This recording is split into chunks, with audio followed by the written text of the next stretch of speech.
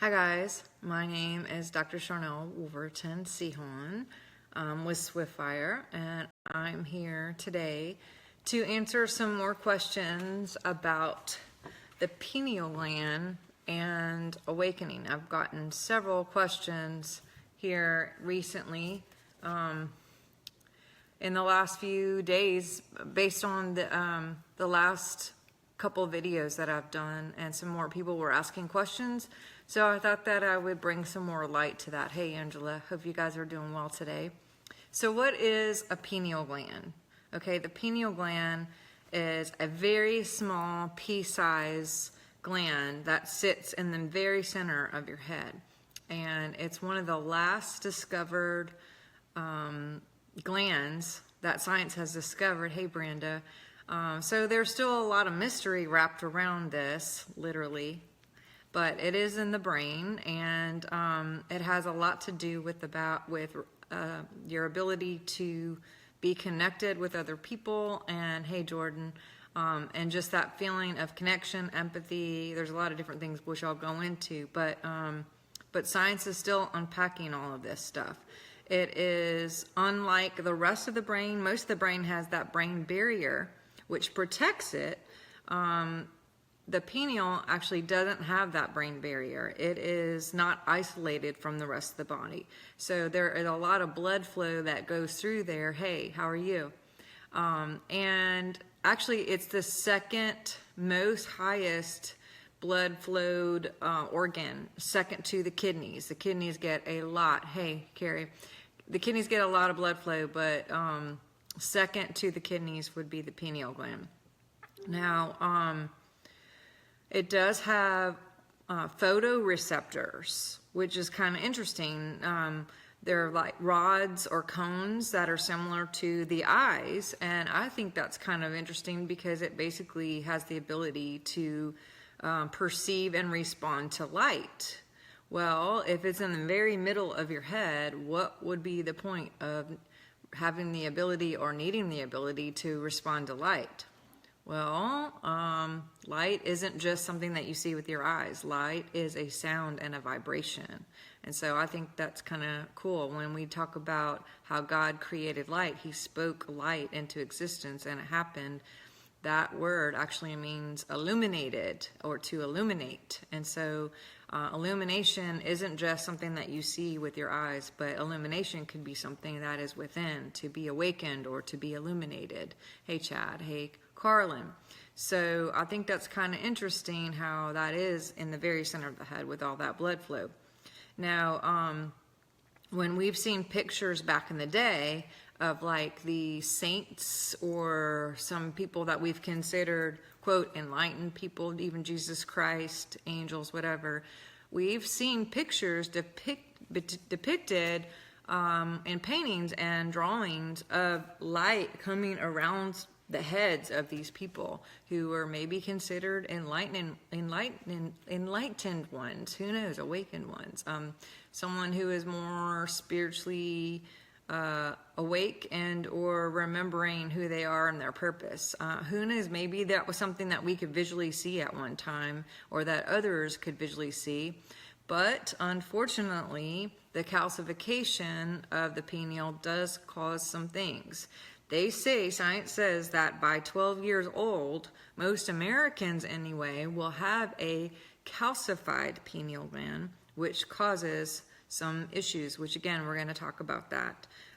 But 97% of the water in the world is not fluorided, or given fluoride, or treated with fluoride. But the United States does do that. And it actually started with Hitler back in the World War II, where he was putting fluoride in the water to kind of zombify those in the concentration camps.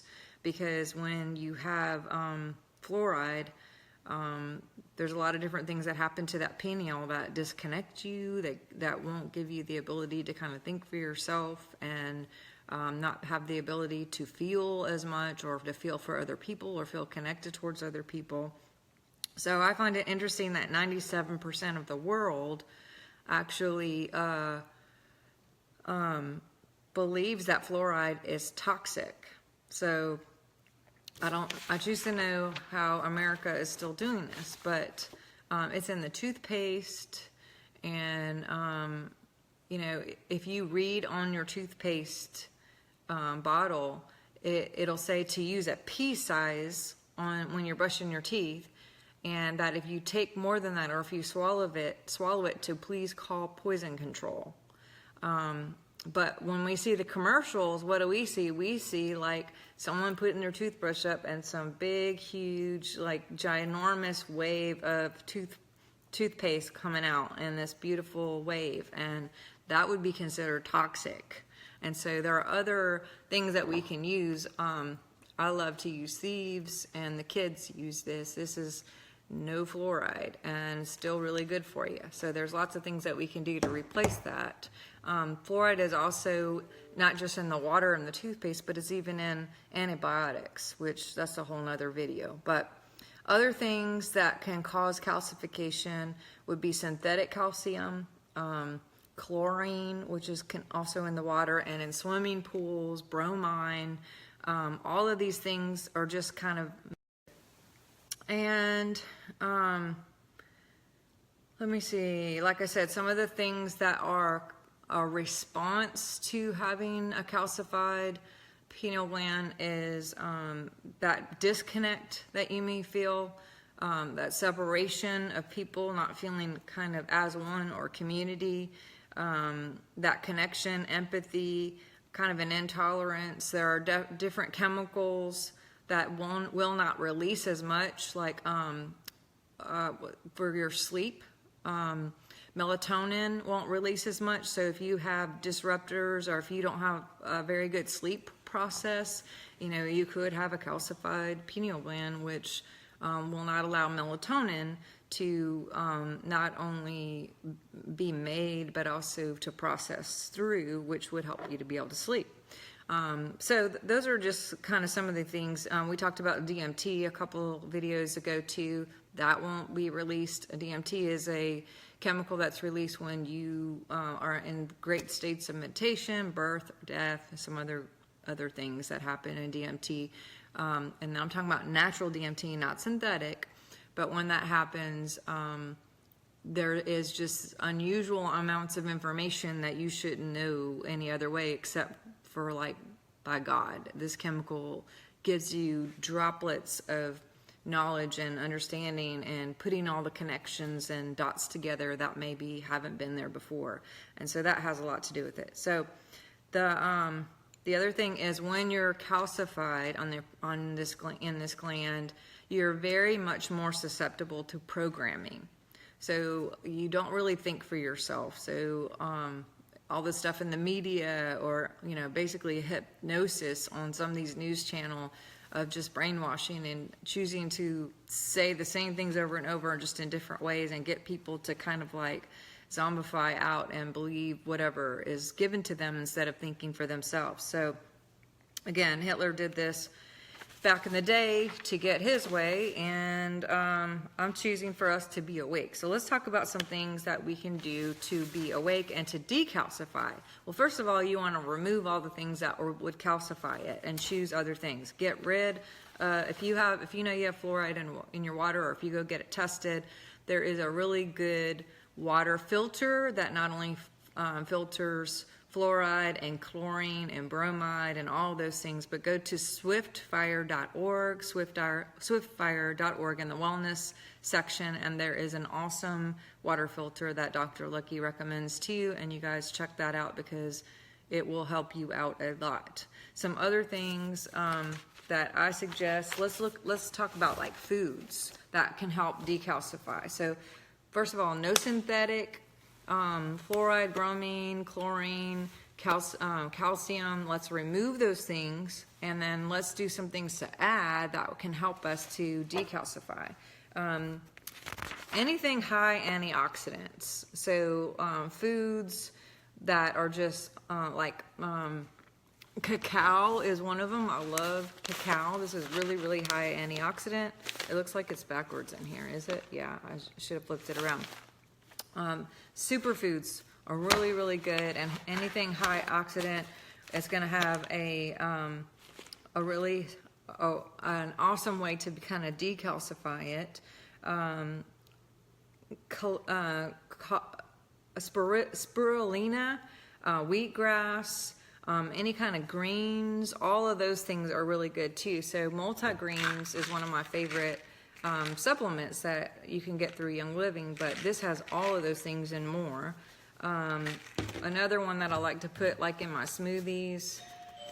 Oh, someone's at my door. I'll put this stuff in my smoothies, or I'll just break the capsules and put them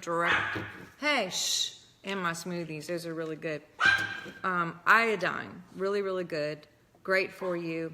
Oregano oil, or any of the oils are going to help decalcify. You could just put it right on the head. Super good. Cedarwood, frankincense, all of them are very helpful in decalcifying. I don't like beets, but beets are really good for you. I don't like them, so I put them in my smoothie because I don't have to taste them. It makes it red. But beets are really good to decalcify. Garlic, which I love, is really good. Avocado, raisins, prunes, any foods high in boron are really good for you. And then apple cider vinegar, really good to help decalcify. So just giving you a few things here that you guys can incorporate into your diet and into your lifestyle to help undo some of the damage and to start getting a little bit more connection with that third eye, as some people would call it. And I think they call that because it's like it kind of looks like an eye. It's a pea-sized little thing, and they have like pictures of it like in Egyptian ways or whatever, where the cone of like a pine cone almost thing with the little tail at the end.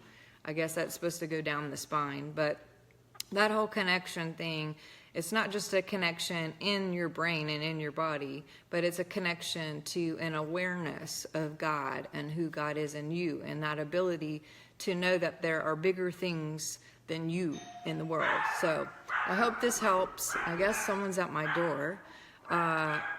If you're not my friend on Facebook, go hit the friend button, subscribe, go to Instagram, YouTube. There's great videos coming up. And so y'all stay connected with me. I love all of y'all, and I will talk to you soon. Bye.